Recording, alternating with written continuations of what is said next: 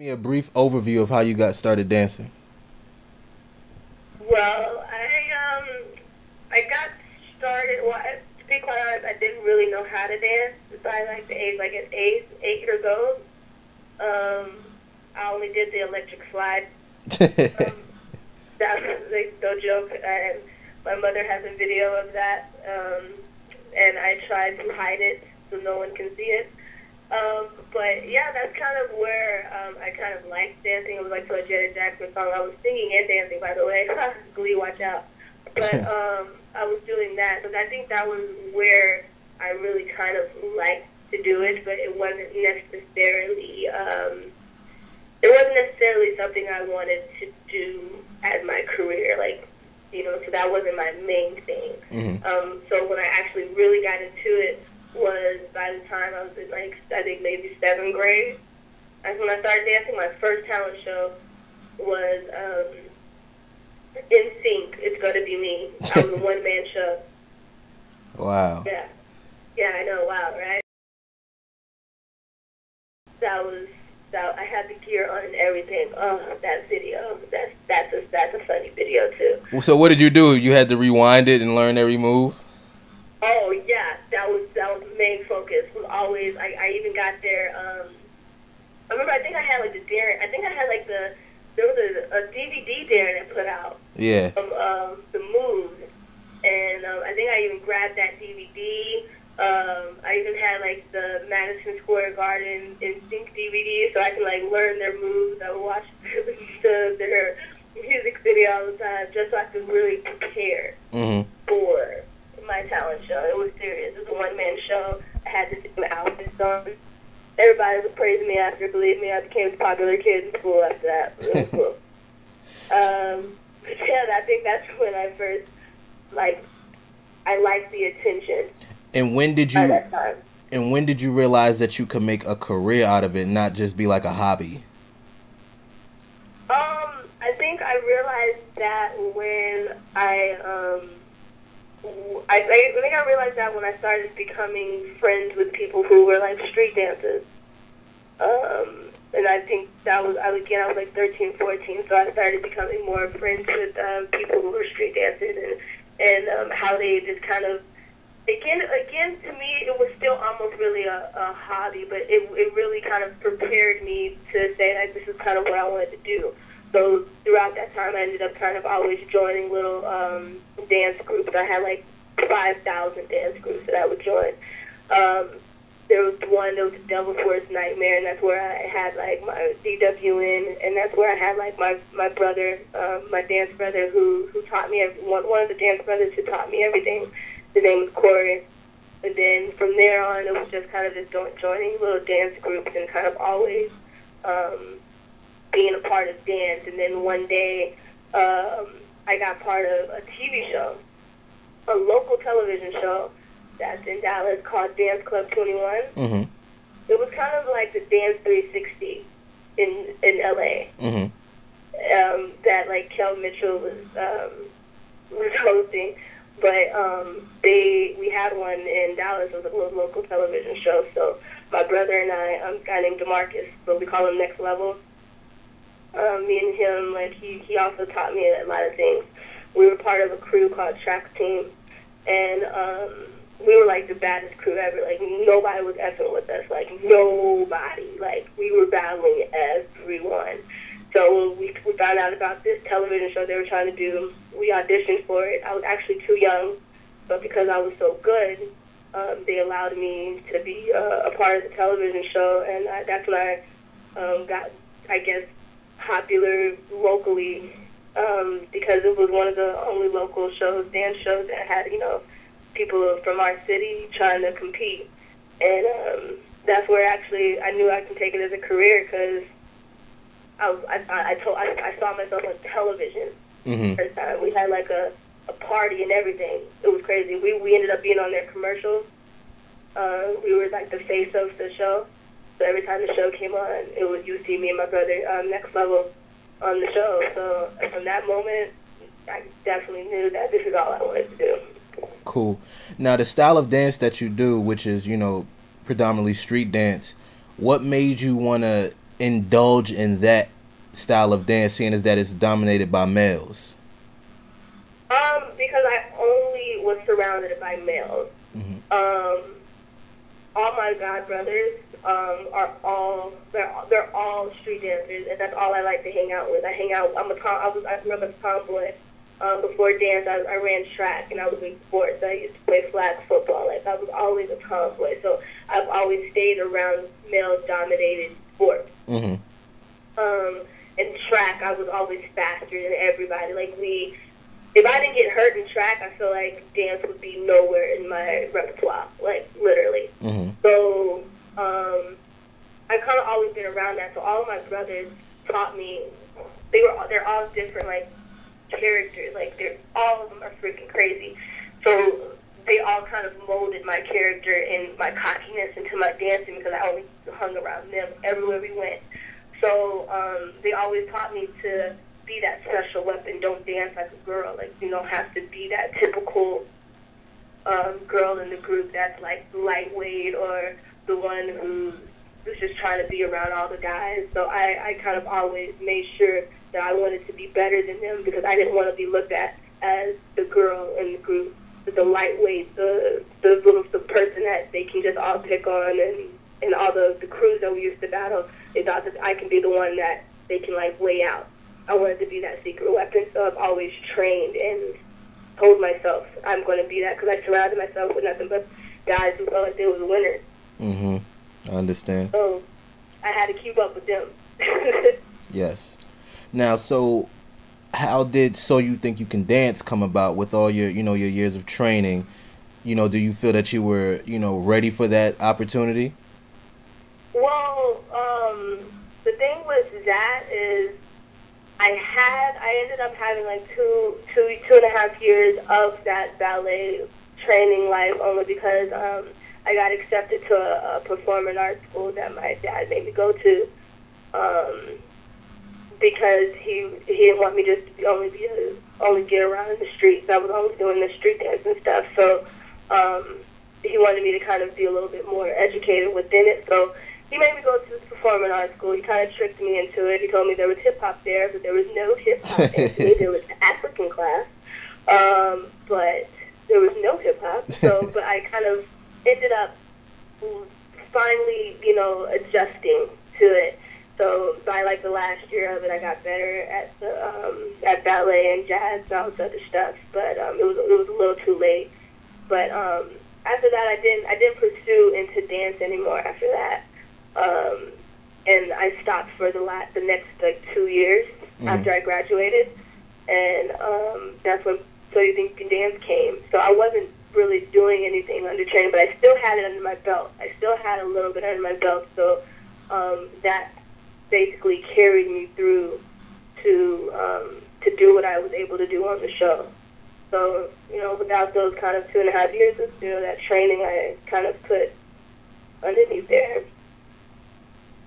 Kind of helped me a little bit. And so once you got on the show, what was that like, knowing that, all that training that you did do previously, what did it all just come back to you, naturally? It came back to me naturally to a certain extent, but there's so much you can fake. I didn't grow up in a studio. All these kids grew up in a studio, like competition. Like, this is what they did. Me, I had to literally mechanically tell myself, oh, remember to point your feet, remember to think graceful. Like, my whole life has been only devoted, even after coming from that school, I still went back to street dancing. Like, that was, again, and always would be my first and only, my first love. So it's not like I just continued to practice that craft like everyone else was doing. Okay.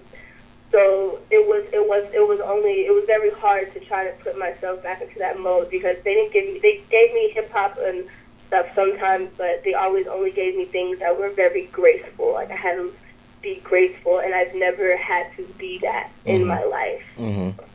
So it was actually extremely harder for me to understand and grasp. It actually kind of broke me down and almost made me feel like I wasn't really a dancer. Do you feel in the end that it made you better? In the end, it definitely made me stronger and made me better. In the end, I definitely was able to understand my doubts within myself. I kind of grew to understand who I am as a dancer and as an artist. So it definitely helped me. It definitely helped me. It broke me down just to bring me back up. So. Okay. All right. So we fast forward a little bit. What was it like to audition for Missy Elliott in LA? It was a relief.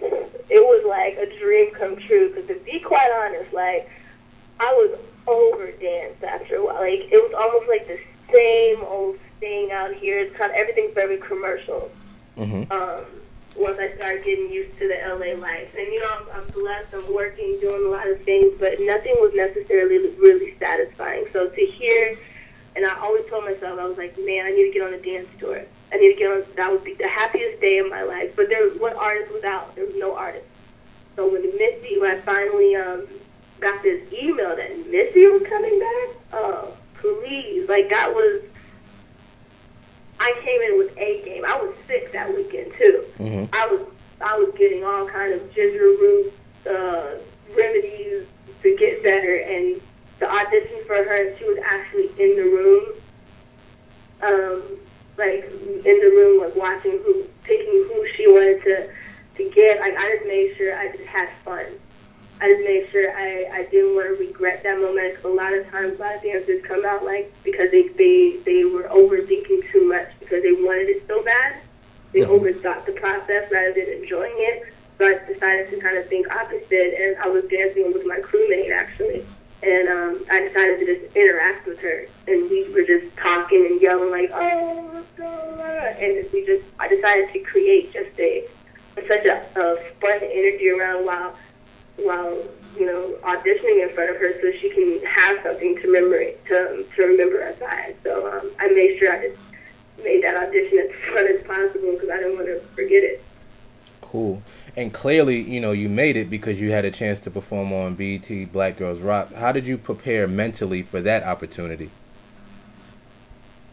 Man, I never thought that process. When we came to for rehearsal, I never rehearsed so much for a show. Like, we rehearsed like crazy. Like, some show rehearsals, we rehearse, and sometimes we get like a day free, or we'll get like a half day off or something for some shows. This, we were rehearsing from like 11 to 8 every single day. Like, we had bats in our hands. It was very strenuous on the body, but I had to just kind of really take myself back to why I danced, because it was a moment to actually not do choreo. It was like really, it felt straight to me again. It felt really raw, this essence of this raw dancing again, and I had to kind of take myself mentally back to why I danced. Mm-hmm. Missy was the reason why I danced. Like, I loved everything about her music videos. I'm a big avid fan of Aaliyah, always been a fan of Aaliyah, and I know she definitely wrote for Aaliyah. I knew all about what she's done for Aaliyah and Left Eye as well. I'm a big fan, so I kind of just took myself mentally to why I do this, and so it just really got me through that whole rehearsal process, and it helped me be able to take in when we finally got on to hit the stage after all the rehearsals. What I was actually doing, this was like actually living a moment that a lot of people wish they could be at. I was the only person they picked from LA. Wow. And it was a moment to really just take in almost like a legend. Like, this is a legend that we're dancing with, like, and it's her coming back too. So it was one of those monumental moments where you just kind of cherish it. So just try to cherish every freaking moment and just, yeah. Yep. Now, is Missy like, you know how Michael Jackson, he was always like at the practices and, kind of helping the dancers and critiquing them? Is Missy that type of artist as well? Was she there? I will tell you, she is there at rehearsals every single moment. I never witnessed anything like that in my life. Like, with working, and that's my 3 years of working as a working dancer, like, she's there she'll give us the time, maybe after lunch. Maybe sometimes she'll be lenient and be like, okay, let's let them have like 2-3 hours of practice, and then I'll come right after lunch, and then she'll stay the entire time. And if she doesn't like something, she will voice her opinion immediately. And she's not talking as a whole. She will talk to you individually. Like, she's so into her craft and her world and what she does, and she respects us. So to me, I feel like she respects dance so much that she wants to make sure that we understand that we have to have fun within it. Like, a lot of people now lately take dance so serious, and since the dance world has been changing, it has evolved into more of a mechanical kind of thing. No one has a personality within it anymore in some places. That she wanted to make sure that we aren't doing that anymore. Like, that break all of the boundaries that, you know, a lot of the kids are so used to doing now. So she makes sure that she's always in there to keep giving us pep talk. Like, where's y'all spaces? Give me more. Like, she likes character. Like, Missy loves character. So she's always, you know, on our backs about that. So she was in there 24/7, like every day. She never missed a rehearsal. Never misses a rehearsal. Wow, it's pretty amazing. Yeah, pretty amazing and scary. like the first time of that, like, it was, because she has her whole team in there, and they're like, so you're basically learning the choreo. You have to learn the choreo clean at the same time. Know where you want to do your expressions or moments or whatever the case may be, and then at the same time perform it while still learning it, while still cleaning it, while she's watching, and while someone's taping. So it was like it was very much of a awakening to know that welcome to Missy's tour, or well, welcome to Missy's world. You know what Missy, this is how she works. So it's like real quick and fast. You gotta learn quick and fast. Yes. Now, what are your future goals as a young African female dancer in the dance industry? Well, I definitely at this moment of time, like, I like to continue to train women and girls, young adults, whatever,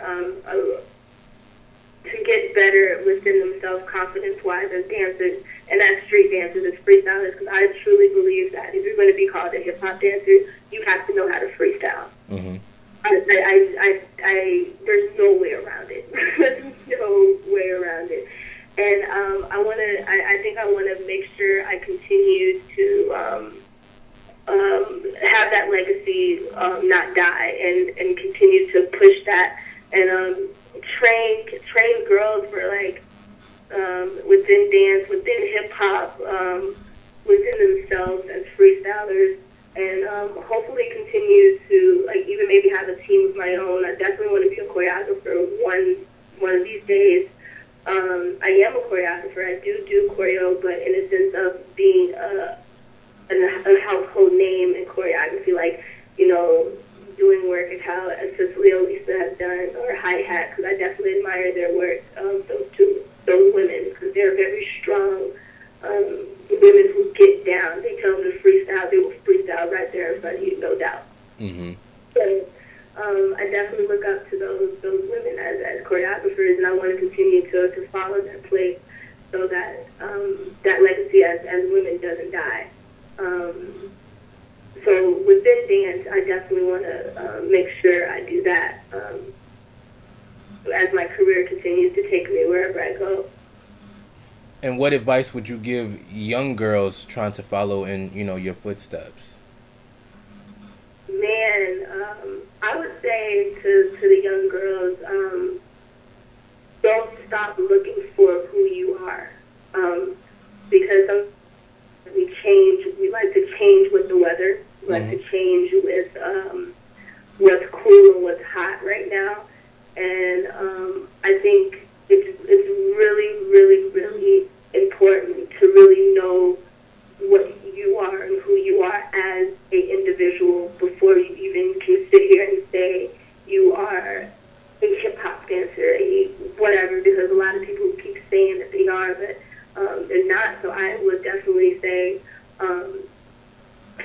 to never stop learning, like always continue to be a student in the game, and try to continue to evolve yourself more and more. Keep continuing to look for more. Never stop being hungry for more, and never settle for anything, because the sky is not the limit anymore at this moment. You should look past that. Okay. And let's say you had creative control over Dance Mogul magazine. Who would you want to see on the cover, male or female? Who would you want to put on the cover? Of course, like I tell it myself. Yes. I don't say anyone. I would definitely want to see a female on this cover of Dance, like holding it down, like, because female, like, if women knew how strong they were, please come on, like, we can be both like sensual and hard at the same time, like dominating women.